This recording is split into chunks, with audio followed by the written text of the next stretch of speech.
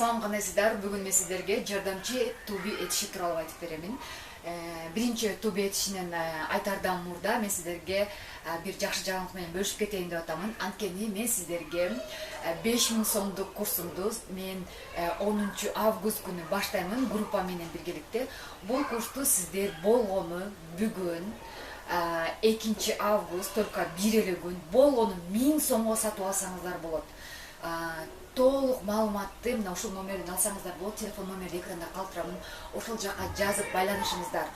Курс Zoom программасы аркылуу болот. Ал жакта именно кимде ким speaking менен listening аябай жакшырткысы келсе, именно англисче сүйлөгөндө кыска мөөнөттө жана бирөө сүйлөгөндө ошону түшүнгүңүз келсе, анда бул курс сиз үчүн болмокчу. Бул курска сөзсүз түрдө катышыңыздар керек болот. Сиздер бир айдын ичинде көпчүлүк эле айтышат, бул ушундай отзывдар аябай көп келишет. Мектепте канча жыл мектепте окуп, же болбосо канча университетте окуп, канча лаган курстарга барып, бир айдын ичинде мен ошол курстардын баардыгын түшүнбөгөн темаларымды түшүндүм деген отзывдар келет. Чындыгында ошондой ар бир адамда результат болот. Именно speaking менен listeningди жакшыртайын десеңиздер, анда бул курс сиздер үчүн. 5000 сомдук курсту болгону 1000 сомго сатып аласыздар. Бир эле күн, 2 август. Уже андан кийин уже 3 августтан баштап бир аз кымбаттап баштайт. Ошондуктан акцияны колдонуп калыңыздар. Эми жардамчы этиш туби тууралуу айтып берейин. Жардамчы этиш деген өзү эмне? Мисалы үчүн бул биз үчүн жат көрүнүш. Кыргыз тилинде жардамчы этиш деген бизде андай понятие, түшүнүк жок. Бизде мындайча айтканда толук кандуу эле этиштер бар. Мисалы үчүн басуу, сүйлөө, же болбосо ойноо, бийлөө, ырдоо жана мына ушул сыяктуу. Англис тилинде болсо жок. Толук кандуу этиш жана жардамчы этиш болуп бөлүнөт экиге.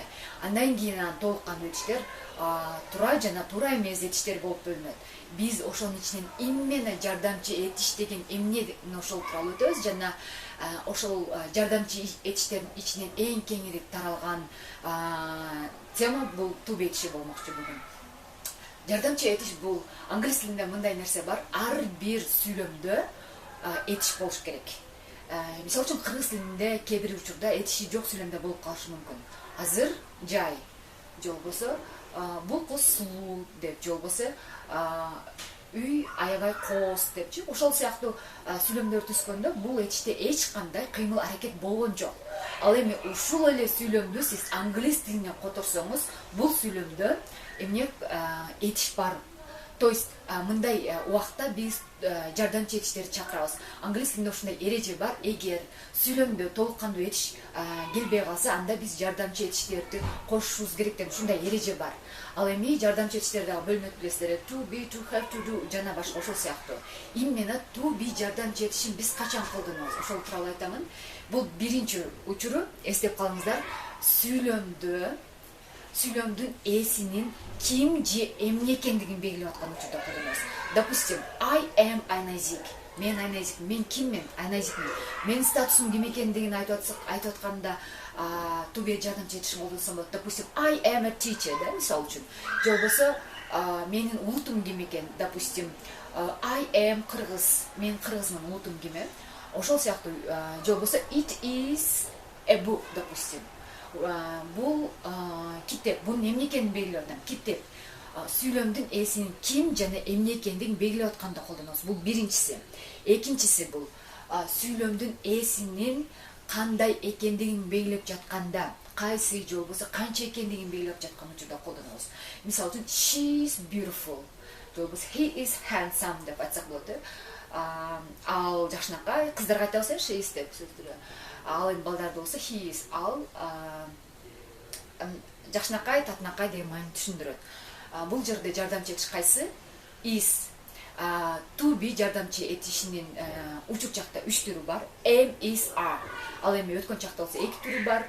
Was жана were. Андан сырткары келер чакта болсо 1 эле түрү бар. Will be. Эми үчүнчү биз to be этишин качан да колдонобуз? Сүйлөмдүн ээсинин кайсы жерде экендигин белгилеп жаткан учурда, же болбосо кайсы жерден экендигин белгилеп жаткан учурда колдонобуз. Биринчиси, допустим, I am at home. Мен үйдөмүн. Же болбосо he is in office. Ал кайсы жерде? Ал офисте. Же болбосо I am from Кыргызстан. Ушундай көп уккан болсоңуздар керек. You are from America, да, допустим.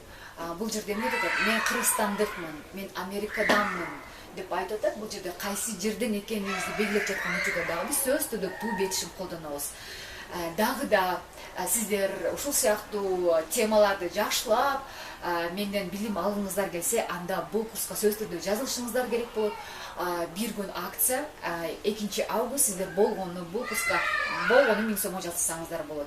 Буну биз түз эфир аркылуу өтөбүз, жана түз эфирде баардыгы түшүнүктүү болот, сүйлөмдөрдү көрсөтүп, ал жактан фотолору менен биргеликте мен өзүм түз эфирде баарын сонун кылып түшүндүрүп берем, жана практикалар болот. Андыктан көрүшкөнчө.